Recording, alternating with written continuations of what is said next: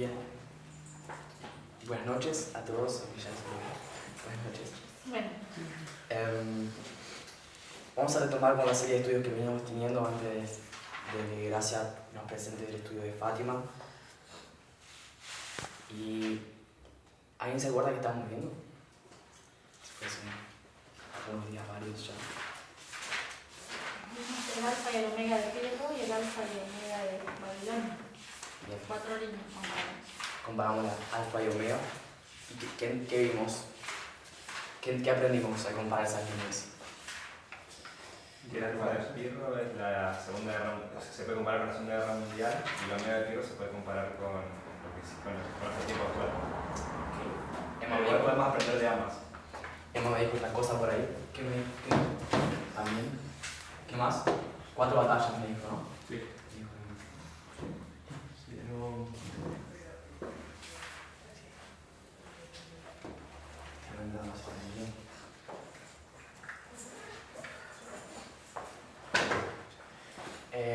Bien, aprendimos que hay 4 batallas, aprendimos que hay historias de alfa y omega, de principio y de fin, y que esas líneas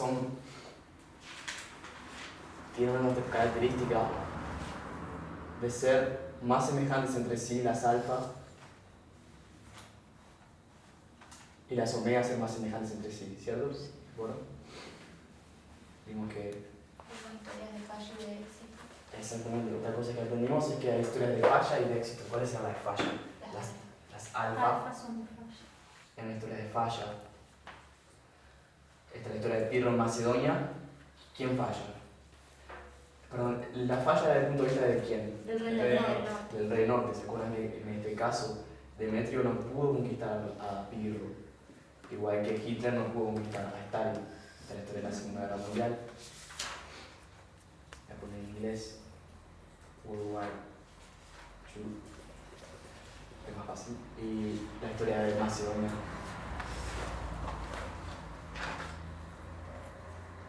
Demetrio no pudo vencer a Pirro.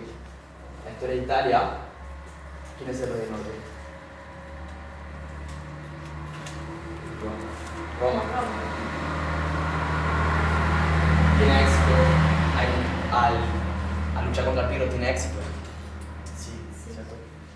Lo vence en Benevento y posteriormente muere. Y Tarento, ex conquistado, se somete. Entonces entendemos que nuestra historia, al aplicar estas parábolas para nuestro tiempo, necesitamos entender que el rey del norte, ¿quién es? El Papa y ¿quién? Estados Unidos, tiene que tener éxito. Tiene que vencer al rey del sur. Es una historia de éxito, nuestra historia. Bien. Ok, entendimos que habían 4 batallas entonces de las cuales deberíamos aprender. Y eso eran las batallas de Ipsos, Heraclea, ¿qué más? Áculo y Benevento. Áculo y Benevento.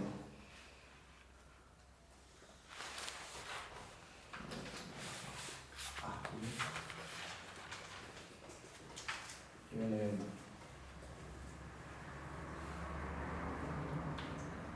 Después tenemos un evento que era paralelo con que era la caída de Pirro, por ejemplo, y vimos que eso tiene que ver con la ley umbilical, ¿sí?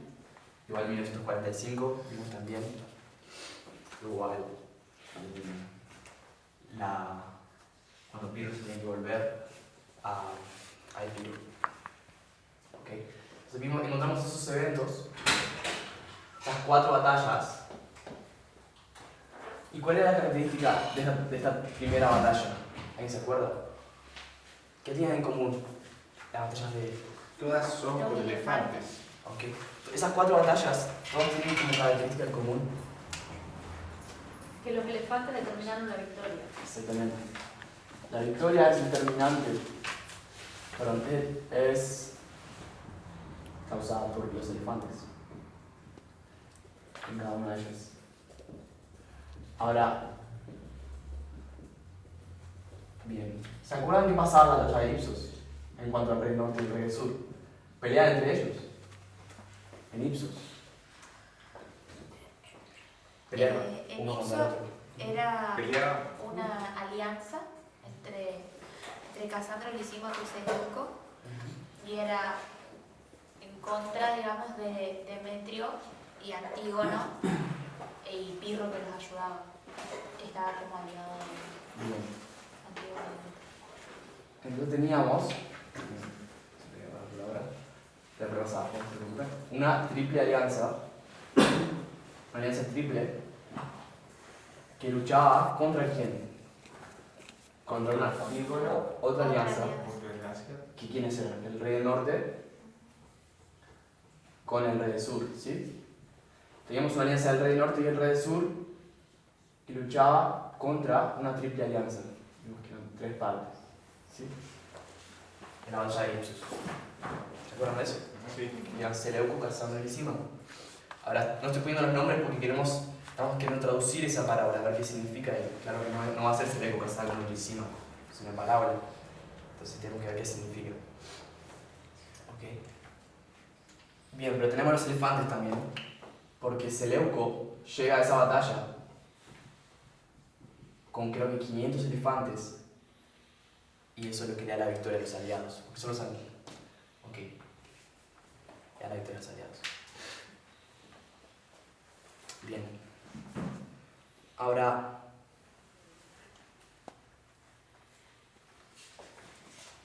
empezamos a pensar también sobre cada uno de estos eventos. ¿Qué pasa? Vimos que en las ligas alfa había un ganador de las batallas, en la línea omega era el otro quien ganaba. ¿Se acuerdan de eso? Que era despejado. ¿Qué pasaba eso? ¿Se acuerdan quién ganaba en la batalla de la Clea en nuestra historia? El rey del sur. Del sur. Ok, vimos que igual que la historia de Pirro en Italia,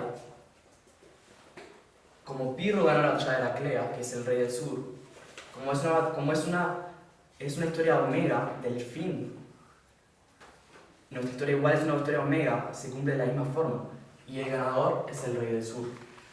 Vimos que en esta historia es una victoria del rey del sur. ¿Quién comenzaba a atacar? Pero en Ipsos, ¿quién ganó también? En Heraclea. Empieza a atacar al rey del El norte. rey del norte, Roma.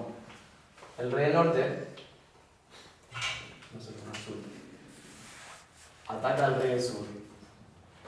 Pero quien gana es el rey del sur.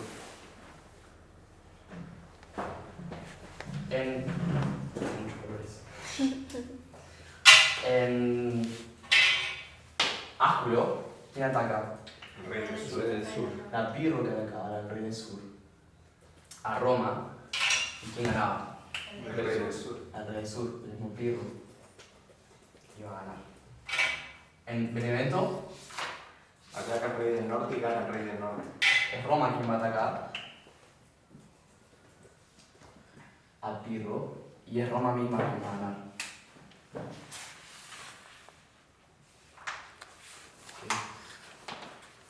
Roma misma va a ganar la batalla, va a vencer a Pirro por primera vez, pero contundente fue su victoria.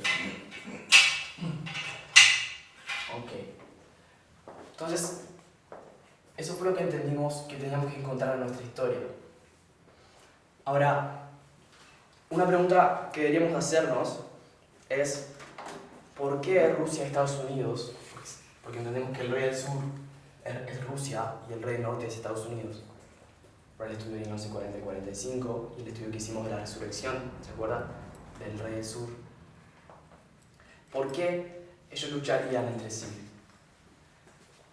Ya hace algunos años que sabemos que va a haber batallas entre el rey del norte y el rey del sur, entre Rusia y Estados Unidos. Desde 2016 sabemos esto. Pero el entendimiento sobre qué va a pasar, o los detalles de esas batallas, se ha ido abriendo con el tiempo. Y una pregunta que hace poco recién nos hicimos es ¿por qué están peleando Rusia y Estados Unidos? ¿Cómo se va a ver esa batalla? Y eso es lo que necesitamos responder entendiendo lo que esas parábolas significan. Entendiendo cómo interpretar las historias de Pirro, la historia de... así como la historia de la Segunda Guerra Mundial. ¿Okay? Bien. Ok. ¿Cómo harían ustedes? ¿Qué piensan que debemos hacer para entender sobre qué luchan Estados Unidos y Rusia? ¿Quién tiene una idea? ¿Toto? Por ahí entender por qué luchaban en esa época, digamos. Okay. Porque si nosotros entendemos la historia como una parábola, si ellos luchaban por algo en especial, tenemos que ver que luchan por lo mismo hoy. Bien. Esa es mi pregunta. La pregunta es, ¿cómo vemos, cómo podemos llegar a la conclusión correcta? Tal vez varios de ustedes saben la respuesta por algún otro motivo, pero quiero que entendamos cómo interpretar estas líneas, estas parábolas. Eso es lo que quiero también que hagamos. Y Toto dio la idea, bueno, podemos ver por qué luchaban en las historias que estamos viendo, entonces sacar una conclusión sobre ahora. Bien, esa idea, de hecho, tiene sentido. Esa idea es una idea correcta, yo voy a decir. Las parábolas, para entender las parábolas necesitamos entender primero lo natural, para entender lo espiritual, ¿cierto? Necesitamos entender lo que significa,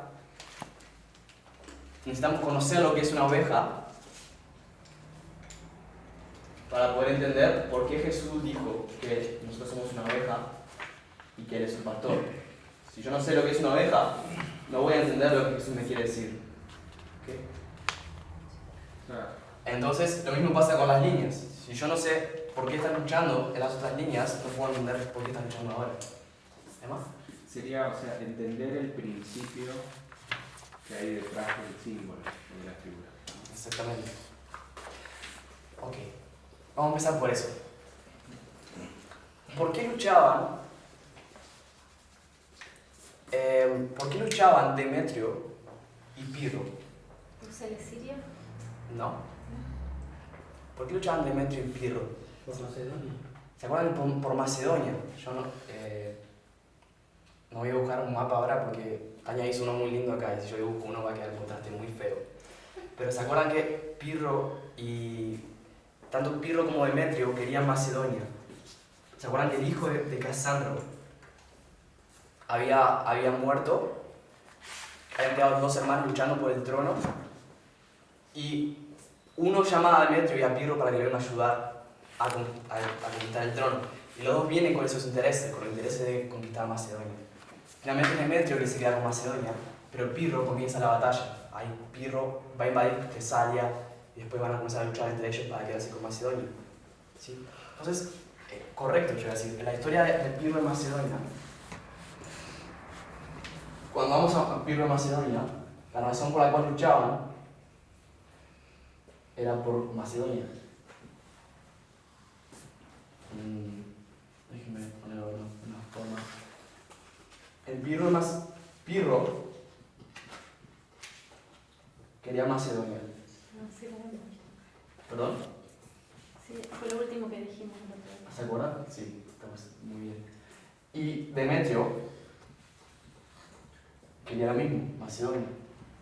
Si vamos a la historia de Pirro en Italia, ¿qué quería Roma? Italia.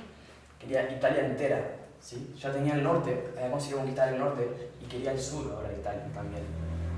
Entonces, ¿por qué luchaban ellos? Italia. Por Italia. Sí. Entonces tenemos de este lado Roma. ¿Y Pirro qué quería?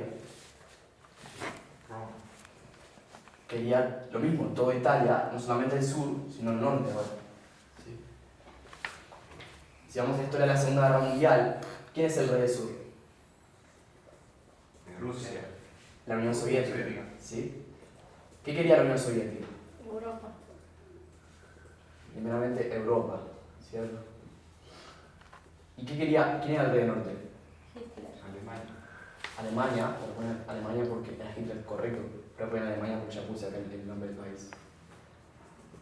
Alemania, lo correcto sería Stalin y Hitler.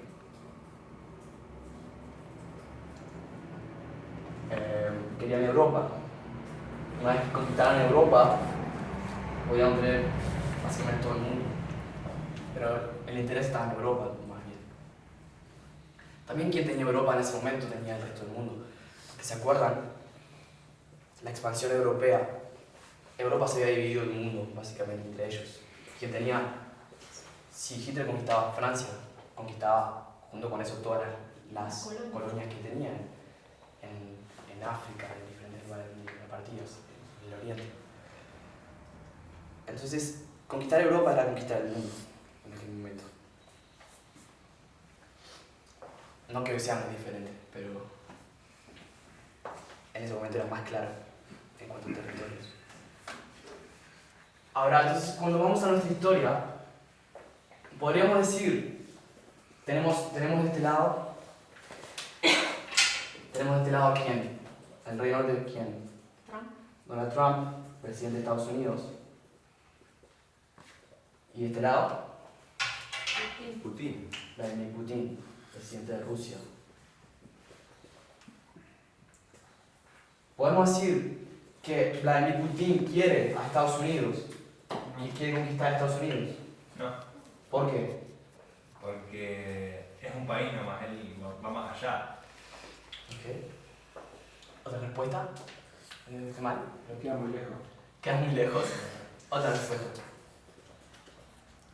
Porque las líneas me enseñan que no, que Stalin no quería a Alemania, que Roma no quería Epiro, que Demetrio no quería Epiro. Lo que ellos están luchando es por otras tierras. No están luchando uno por el imperio del otro. ¿Lo ven? Claro. Están luchando por otro terreno, por tener su influencia, su poderío en otros lugares. ¿Sí? ¿Tienen que decir algo, Julián? Sí, quizás ahí en vez de Europa habría que poner mundo realmente. Porque Alemania es el centro de Europa. O sea, Sí. no sé. ¿Qué? Yo concuerdo. La razón por la cual pongo Europa es porque creo que esto va en progresión y ahora realmente Claro. Putin y Trump vemos que realmente disputan por todo el mundo. Claro. No vemos, por ejemplo, batallas por lugares en Latinoamérica, por ejemplo. En aquel momento luchaban Putin y Trump por alguna zona de influencia en Latinoamérica, etc. Que ahora sí las vamos a ver. Perdón, no luchaban Stalin y Hitler por Latinoamérica. Pero ahora sí vamos a ver luchas de Putin y Trump en Latinoamérica o en otras zonas del mundo donde antes no estaban interesados Stalin y Hitler inicialmente. Sí. Entonces más bien por eso. Ok, entonces cuando vamos a aprender de las líneas, no podemos saber que estas batallas no son para conquistarse uno al otro, son por otras áreas y vamos a llamarle a eso esferas de influencia, por conquistar esferas de influencia. Es un término que los periodistas están usando hoy al reconocer cuál es la batalla que hay entre Putin y Trump, entre Rusia y Estados Unidos. Se usa mucho, si ustedes comienzan a leer artículos sobre lo que está pasando. Es una palabra que se usa, es esferas de influencia. Okay. Entonces la lucha, voy a ponerle por el mundo.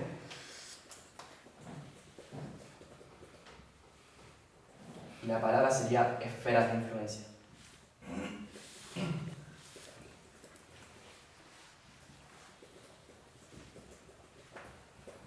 Porque tampoco es que tampoco significa que Rusia va a ir a invadir Irán y ahora es una colonia, Irán es una colonia rusa. No eso es lo que pasa, no eso es lo que necesitamos esperar necesariamente, porque sabemos que las guerras no se libran más así ya, no se conquistan otros países. ¿Por qué no pasa eso? Porque existe la ONU. La ONU es una organización que se fundó para eso, para evitar que las naciones absorban territorio y poder al punto de violar los derechos que tienen los estados de existencia. Okay. Bien. Ok, entonces lo que quiero contarles una historia, un poco de historia reciente, actual, para que veamos cómo el mundo hoy está dividido en esferas de influencia, cómo el mundo hoy está dividido en las esferas de influencia de Rusia y Estados Unidos. Por eso les pedí a Taya que dibuje el mapa acá, no sé si va a salir bien. Y lo que tienen acá es Oriente Medio. Lo que ustedes encuentran es Oriente Medio. Dejen poner algunos nombres de países para que nos identifiquemos. Esto es Irán. Okay. Esto, ¿alguien sabe? Arabia Saudita. Arabia Saudita.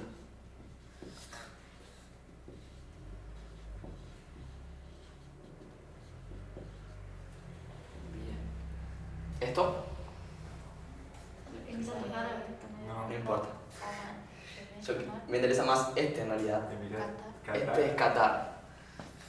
Déjenme poner Minacú. Qatar.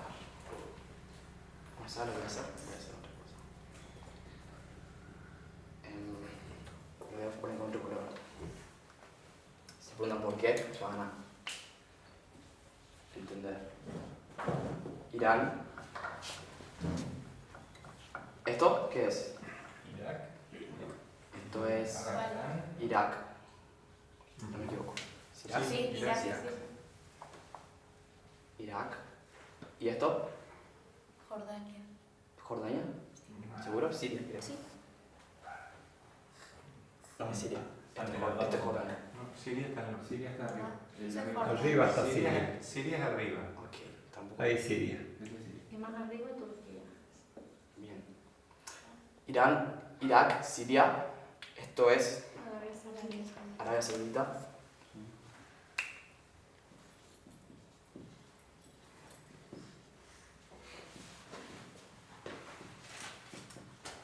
Y esto es Qatar. Qatar sería con Con Q. Q, ¿no? Sí. Bien. Qatar. Y esto me interesa, Turquía. Turquía.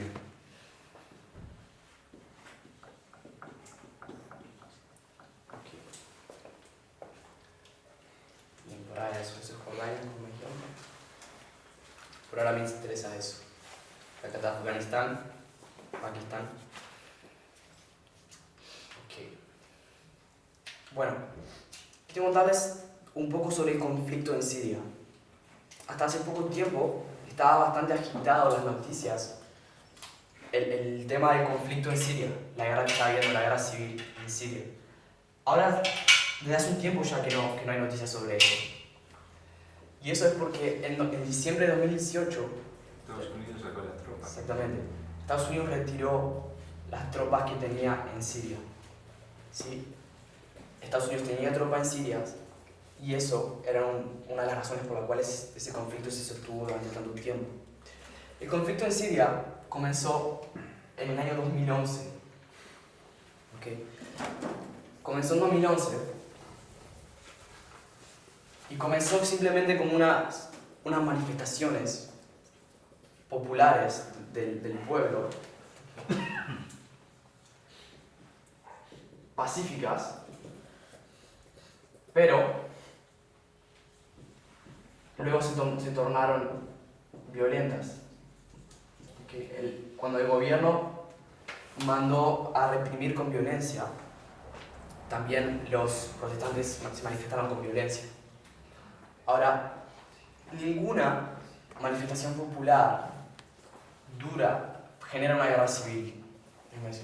Ninguna manifestación popular en sí mismo, sola, genera una guerra civil por mucho tiempo. Déjenme tal vez arreglar un poco lo que acabo de decir. Siempre que una guerra civil se perdura durante cierto tiempo es porque hay intereses de las potencias por detrás, porque hay sustento económico, militar y político de algunos países interesados por detrás. Ese es el caso del conflicto en Siria. ¿Okay? Si ustedes van a leer sobre el conflicto en Siria o ver resúmenes, le van a decir qué naciones estaban luchando entre ellos. No le van a decir exactamente, no todos le van a decir exactamente la causa, solamente algunos expertos que han estado estudiando la historia anterior al año 2011 van a poder identificar eso. La verdadera causa, o te van a contar la verdadera causa del conflicto en Siria. Ok, el conflicto en Siria, como toda guerra civil, se basa en una guerra entre el gobierno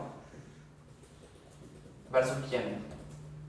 Pero, rebelde. Un grupo de... Un grupo que se llaman generalmente rebeldes. Se llaman rebeldes porque solo quieren derrocar el gobierno establecido. El gobernador de Siria se llama Al-Assad y es básicamente un dictador. Estuvo muchos años en el gobierno oprimiendo al pueblo, violando los derechos humanos. Y el pueblo empezó a manifestarse por eso. ¿Ok? Bueno, esa es la razón por la cual sí cree que el gobierno había empezado a manifestarse. El tema de las tribus que hay ahí, ¿sí tiene algo que ver? ¿Perdón?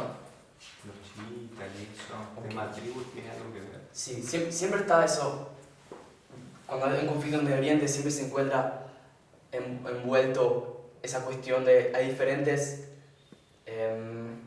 ¿cómo decirlo? Ramos o diferentes sectores de la religión musulmana, que son unos nombres que no me sé todos: chiitas, mujahidines, yihadistas, por ejemplo. Son diferentes posiciones en cuanto al Corán, por ejemplo, de cual como es la religión. Y siempre hay un conflicto entre estas naciones, porque algunas naciones son de un bando, otras naciones son de otro bando, y ya es en guerra por eso. No me quiero meter tanto con eso por ahora. Lo que quiero que conozcamos es lo siguiente. Tal vez mencionamos un poco de eso, pero por ahora no. Rusia, ella contiene un importante recurso natural. ¿Okay? El importante recurso natural que contiene Rusia es el gas. Tiene gas natural que abastece un 25% de las necesidades de Europa. ¿Okay? Entonces Rusia tiene gas natural y tiene una buena fuente de gas natural. Ahora, es muy caro colocar en tanques el gas y mandarlo por barcos, que es lo que generalmente se hace. Entonces Rusia fue la primera nación en crear gasoductos a través de Europa de miles de kilómetros de distancia, por lo cual abastece muchos países.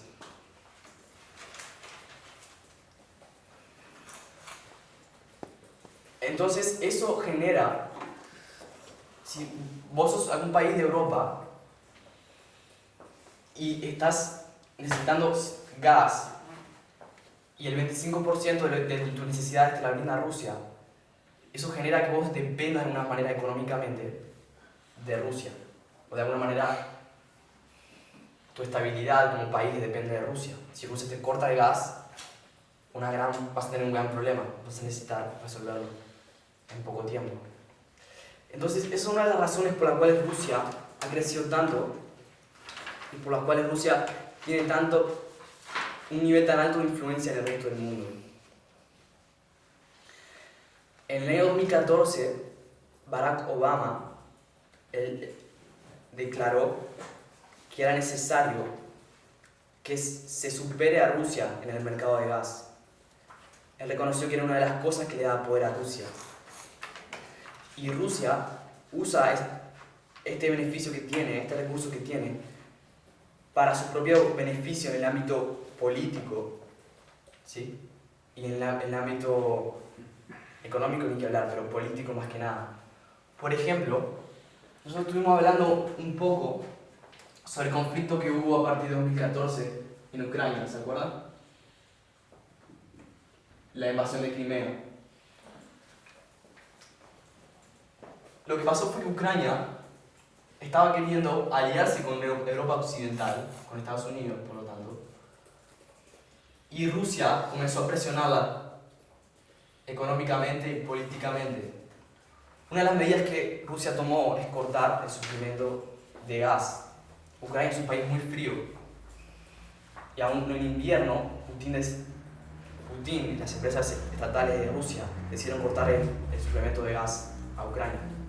¿Okay? Entonces, es una forma de presión política que Rusia estaba haciendo sobre Ucrania para que no se alíe con Occidente y se alíe y continúe en alianza con ellos, con Rusia.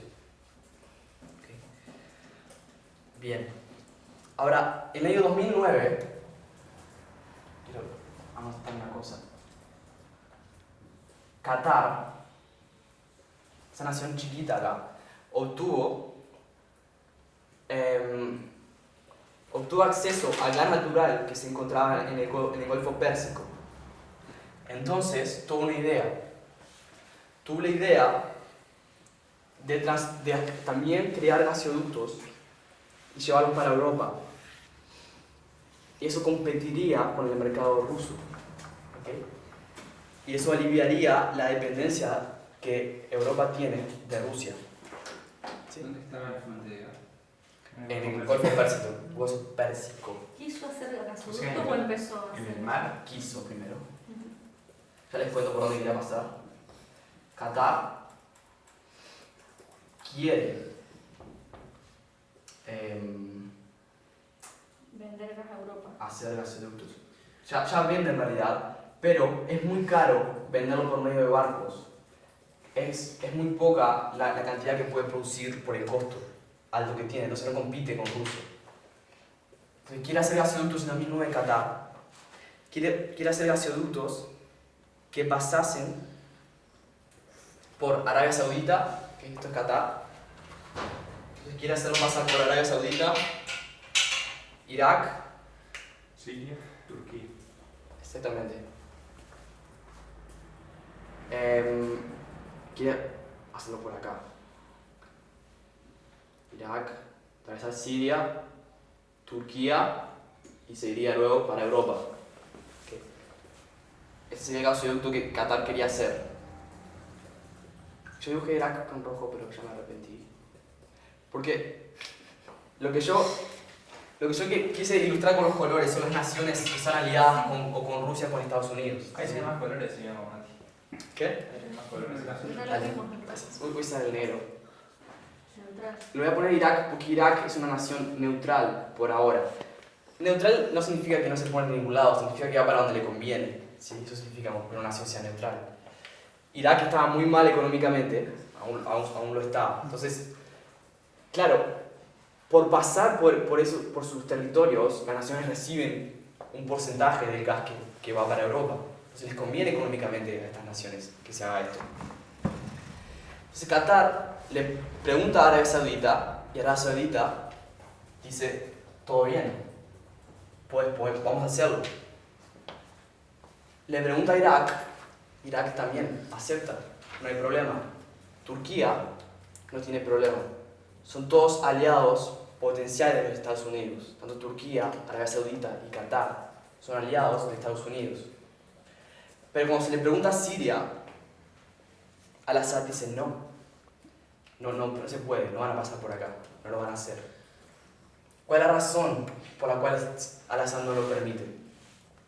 Porque es aliado de Rusia. Rusia está por atrás, Siria es aliado de Rusia, sabe que no le conviene a Rusia que se haga eso, va a perder el poder sobre Europa Occidental. Porque Rusia ya vende gas. Exactamente.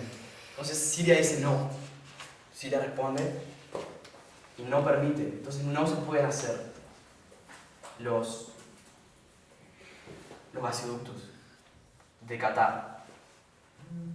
Ahora en 2011, en 2011, antes que estalle el conflicto en Siria, Irán también obtiene acceso a gas del Golfo Pérsico. Entonces Irán tiene la misma idea de hacer un gasoducto.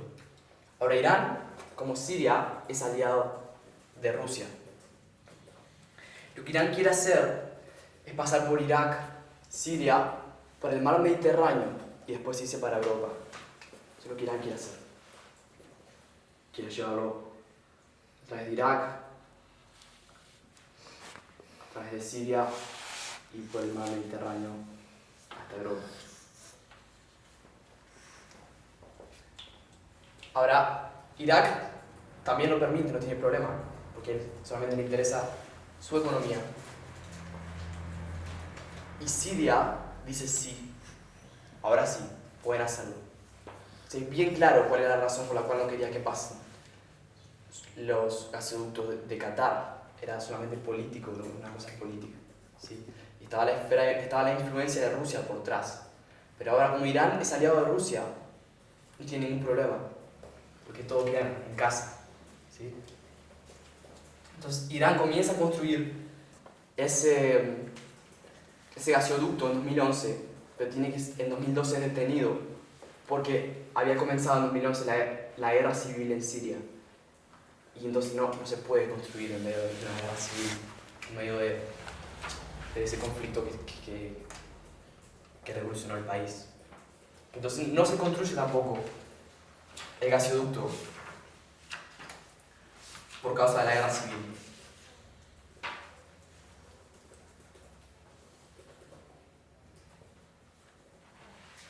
Ok, pero no lo hace por causa de la guerra civil.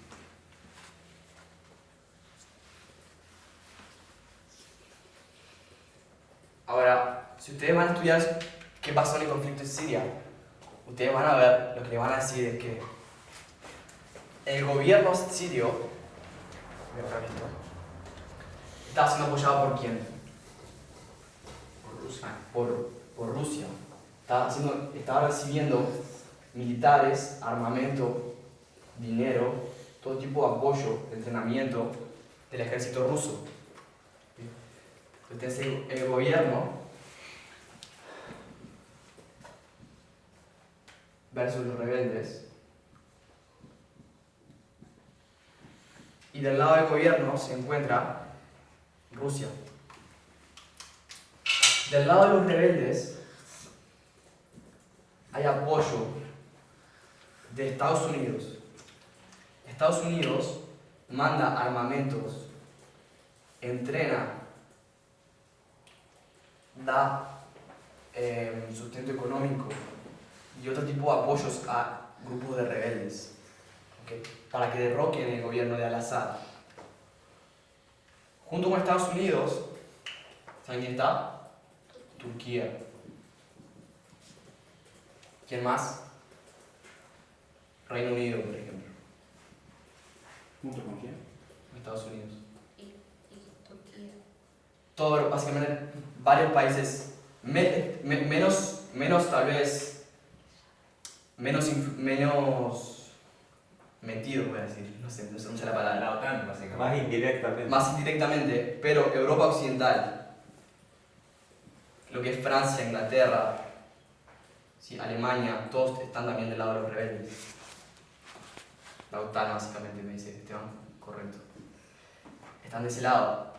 También Arabia Saudita. Arabia Saudita permite que Estados Unidos entrene, por ejemplo, militares del lado de su frontera. Que entrene militares, le da espacio de su territorio para que hagan eso. Del lado del gobierno no solamente está Rusia, Irán también comienza a apoyar. Hezbollah. Eso, si no me equivoco, es un grupo de terroristas libanés, ¿no? Ajá, sí. No, son considerados, bueno, sí, son terroristas, pero son una nación también. Claro. ¿Sí? Se encuentran del lado de Rusia, protegiendo el gobierno de Al-Assad. ¿Sí? Esa guerra, que duró desde 2011 hasta el año pasado, 2019, durante 8 años, se dio esa guerra. Todavía en realidad hay 18, gracias. 7 años entonces. Dejó muchas pérdidas. Es el conflicto más grande del siglo XXI. ¿Okay? Es el conflicto que ha dejado más pérdidas de vidas económicas desde que comenzó el siglo XXI. Y todo se dio por esferas de influencia. La verdadera razón por la cual Estados Unidos está ahí apoyando a los rebeldes es porque necesita derrocar el gobierno de Siria para poder pasar su gasoducto, que por cierto estaba leyendo, ¿sabe cómo se llama el gasoducto? Nabucco se llama. Como una No quiero decir nada, pero Me parece. Una coincidencia, digamos. Se me hace recordar la guerra entre Babilonia y Egipto. Que cuando Babilonia quiso conquistar el mundo antiguo, también comenzó, es una guerra de esfera de influencia, comenzó a conquistar las áreas de Egipto primero. Pero en fin, eso habría que estudiarlo mejor, si nos lleva a alguna cosa. El gasoducto se llama Nabucco. Se llama Nabucco, el gasoducto, que quieren construir Qatar. Bien. Ok, entonces la guerra de Siria no es otra cosa que un conflicto político de esfera de influencia entre Rusia y Estados Unidos, sus aliados, de sus aliados de cada uno. Toda una guerra civil, un país arruinado por causa de conflictos y conveniencias políticas. Okay. Alguien tiene una pregunta hasta acá. Yo tengo una pregunta. Sí. Entonces, se podría decir que el ataque de Estados Unidos a Rusia es lo que cumple eso del ataque del rey del norte al rey del sur. Entonces se podría decir que ese ataque fue en 2011 y la victoria fue en 2018. No entendí. ¿Cuál ataque decís vos que sería? Ahí en RNRS, cuando pusiste ¿Acá? a Heraclea. No. ¿Acá? No voy a sugerir qué es eso. No voy a sugerir qué tiene que ver con eso. Porque ahí pusiste que el rey del norte ataca al rey del sur. Sí, pero... Es el que inicia la batalla, es el que da el primer golpe, ¿no? Sí, pero ¿qué estás haciendo eso? No, yo estoy haciendo una pregunta. Ok. Ahora entendí tu pregunta. Tiene sentido. O sea, debería analizar un poco mejor. Lo que vamos a ver es que Heraclea tiene una relación directa con ese conflicto en Siria. Entonces ya más faltando si comienza ahí el ataque.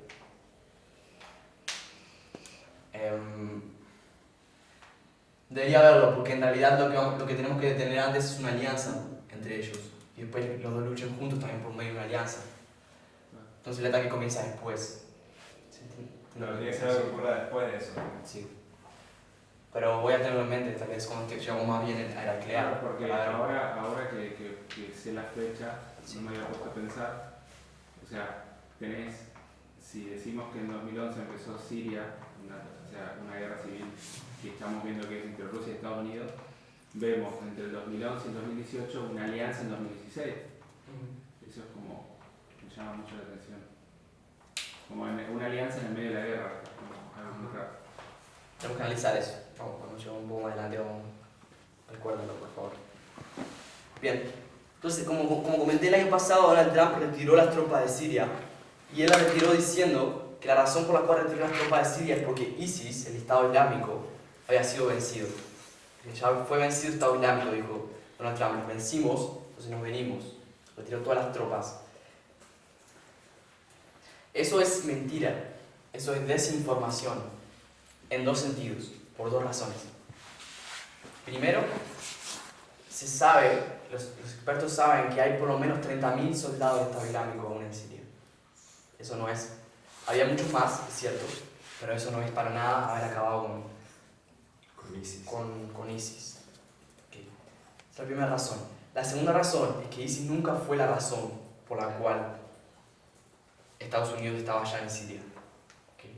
La razón verdadera era otra. Solamente tapando cuál es la razón por la cual Estados Unidos se encontraba en Siria.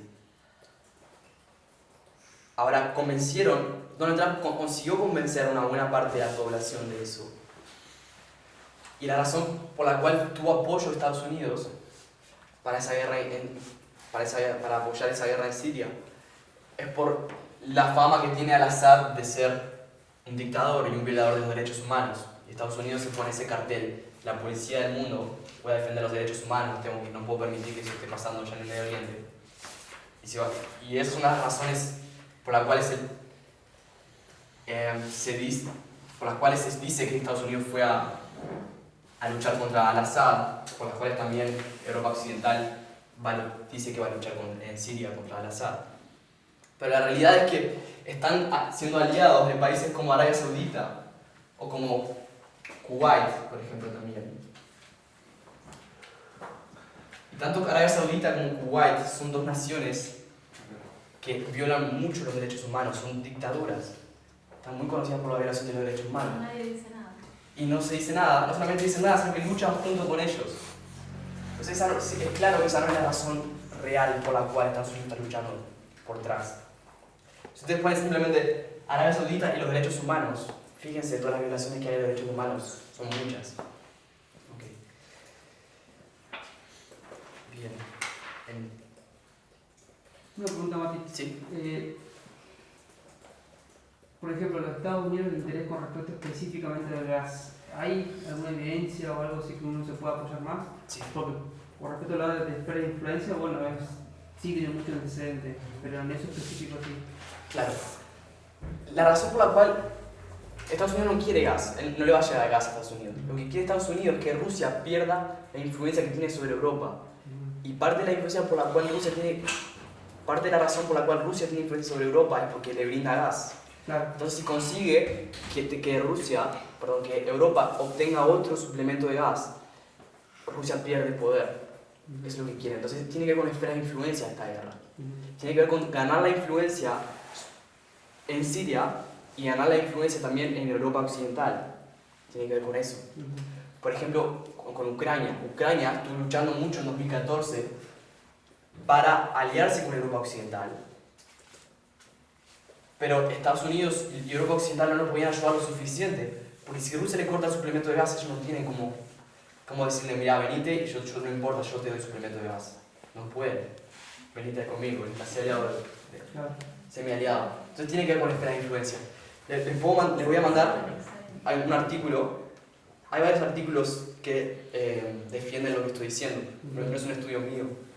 En un estudio de periodistas explican que esta es la razón verdadera por detrás del conflicto de Siria.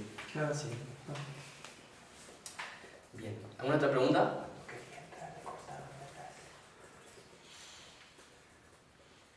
Ok. Ese tipo de guerras civiles, guerras indirectas, guerras subsidiarias, no solamente se pueden ver en Siria en nuestra historia. Se pueden ver en otros diferentes países. Por ejemplo, en Afganistán. No solamente de 1979 a 89, eso es lo que quería poner ahí, Estados Unidos y Rusia han peleado en Afganistán por las esferas de influencia. Si ustedes lo piensan, no es, este conflicto era entre la Unión Soviética y Estados Unidos en Afganistán. Y por Afganistán, no era por el territorio de la Unión Soviética ni por Estados Unidos. En ese momento paró ese conflicto, pero ese conflicto continuó después de la caída de las Torres Gemelas, después del 11 de septiembre de 2001. Estados Unidos comenzó la guerra contra Irak y comenzó a meterse cada vez más en Medio Oriente. En Afganistán, hoy actualmente hay una guerra civil aún. En Afganistán, ¿quién apoyaba al gobierno? ¿Se acuerdan? Del lado del gobierno estaba ¿quién? Del lado del gobierno estaba Rusia también, estaba la Unión Soviética en Afganistán. Y del lado de los rebeldes estaba Estados Unidos. Hoy es lo contrario. Estados Unidos está apoyando el gobierno de Afganistán y Rusia está apoyando a los rebeldes. En Venezuela, ustedes conocen por ejemplo la crisis que hay en Venezuela. ¿Por qué es diferente? Se ha cambiado por cuestión simplemente de... ¿cuál es la palabra? La tengo que escribir. Por intereses. Ustedes pueden entrar al sitio de la OTAN. ¿Okay? En el sitio de la OTAN hay algunos documentos que hablan sobre la guerra en Afganistán hoy. Y allá dice que es por estrategia. Porque Afganistán es una tierra cerrada. Y más bien por la área geográfica en la cual se encuentra Afganistán, que son vecinas de Pakistán, de China y otros países. Básicamente, el gobierno de Afganistán no es aliado de Estados Unidos hoy, no es aliado más de Rusia. Le ha convenido ser tratado por Estados Unidos, Y Rusia la quiere de nuevo en sus esferas de influencia. Entonces, ¿qué hace? Rusia la quiere de nuevo, va a apoyar a los rebeldes para que haya una guerra civil y esté de nuevo dentro de la esfera de influencia rusa. Eso es lo que pasa en Medio Oriente todo el tiempo. Y está pasando en Venezuela. Hay dos presidentes. Ustedes ven, Dos parlamentos, dos presidentes. exactamente, hay dos presidentes. Está Nicolás Maduro de un lado y está este otro hombre que me olvidé ahora el nombre. Guaidó. ¿Cómo se llama? Guaidó. Exactamente. No, Gua- Juan Guaidó. Juan Guaidó está siendo apoyado por Estados Unidos, por Europa Occidental. Juan Guaidó. Es reconocido como si fuera el presidente de Venezuela. Y al mismo tiempo, Rusia apoya abiertamente a Nicolás Maduro aún como si fuera el gobernador, el presidente de Venezuela. Si ustedes, eso me permite, si ustedes miran las noticias, si ustedes van a investigar esto, y ustedes van a ver RT, que es el canal de noticias de Rusia, Russia Today, RT, si ustedes van a ver una cara del conflicto en Venezuela, básicamente van a pintar que está todo bien, o que Juan Guaidó está haciendo una guerra civil innecesaria.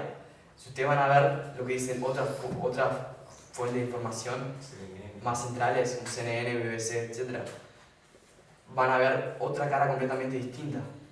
Hay otra cosa que vamos a estar estudiando, es cómo las fuentes de información, por medio de las fuentes de información también, se libra esta guerra, este conflicto entre Rusia y Estados Unidos.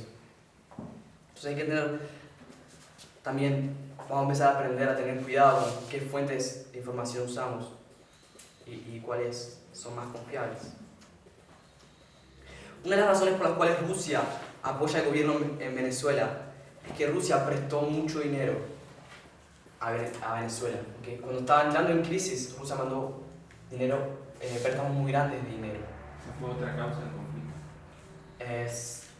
Sí, digamos que sí. Porque Rusia mandó dinero a Venezuela. Esa es una de las razones por las cuales Rusia apoya al gobierno en Venezuela. Si ponemos... Mira esto.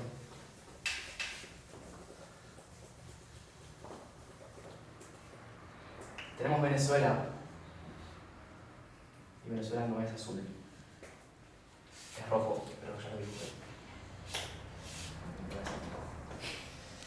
Venezuela. Siria es rojo también. Tenemos Maduro. ¿Siria? Sí, ¿es roja? Sí. Sí, es roja. Exactamente. Tenemos Maduro de un lado, que es un gobierno completamente comunista, socialista, que viene de la herencia de Hugo Chávez. Y tenemos Juan Guaidó, que está siendo apoyado por Estados Unidos y compañía. Rusia tiene, se sabe, tropas, aviones, efectivos rusos se han identificado en Venezuela, se han sacado fotos y ver aviones rusos llegando a los aeropuertos de Venezuela. ¿Sí? Incluso grupos de mercenarios y soldados de élite se han identificado en Venezuela, de Rusia. Exactamente, claro, sin banderas, no van con banderas de rusas. Por eso van como mercenarios. Van como mercenarios, exactamente. Pero se sabe que los aviones son rusos. Se conocen que los aviones son rusos, no pueden ser de otra nación. Y algunas personas han sido identificadas. Y Rusia abiertamente dice que apoya al gobierno de Nicolás Maduro, como también como si fuera la elección del pueblo, la elección democrática, lo que el pueblo quiere.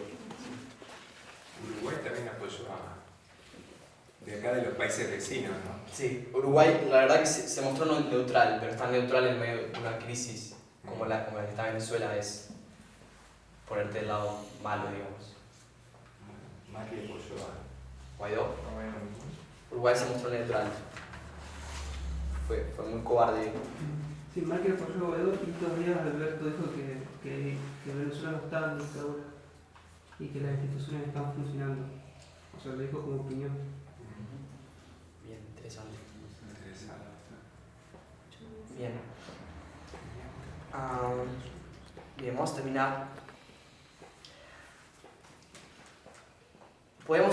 Si comenzamos a investigar cómo se encuentra el mundo hoy, vamos a ver eso. El mundo se encuentra separado en esferas de influencia entre Estados Unidos y Rusia. Y podemos colocar una lista de países, tal vez, que se encuentran de un lado o del otro. Tenemos del lado de Rusia, ¿a quién hemos mencionado, por ejemplo? Cuba. Ok, eso es otra cosa importante. Un momento. Hablamos de Venezuela. Otra razón por la cual Rusia apoya a Venezuela, además del dinero que le debe, y si cae el gobierno de Maduro nunca le van a pagar el dinero que le deben, perder Venezuela es perder Cuba, porque Venezuela es quien sustenta la dictadura de Cuba.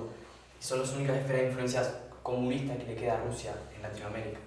Es un país importante para Rusia porque es lo que le queda en Latinoamérica. Okay. Entonces tenemos Irán, tenemos Venezuela, ¿quién más? Tenemos Siria, Irak. Bueno, ese No, Irak está no. por lado para Irak acá. está por lado del otro. En Estados Unidos, China y Corea del Sur. China. Corea del Norte. Corea del Norte. Bien. China y Corea del Norte. Del lado de Estados Unidos tenemos Arabia Saudita, Turquía, tenemos Todos los países. todo el país occidental. La OTAN, pues, bueno, Brasil. La OTAN, pongo. Okay. Básicamente la OTAN, que son Francia. Francia, Alemania, España, etc. básicamente. Son todas las grandes potencias europeas que se alinearon con Estados Unidos en el momento de la Guerra Fría. Qatar, exacto. Exacto. Bien. Ok. Esto es lo que quería comenzar a abrir ante nosotros, que empecemos a entender un poco más cómo se está librando esa guerra entre Estados Unidos y Rusia hoy en la actualidad. Y podamos empezar a conectar los eventos, ¿se acuerdan que hablamos de ese principio, de conectar los eventos? Cómo desde 1989 hasta ahora se ha estado librando esa guerra entre Estados Unidos y Rusia, para entender después un poco más cómo se van a dar puntualmente estas batallas. ¿Vamos a terminar con la oración?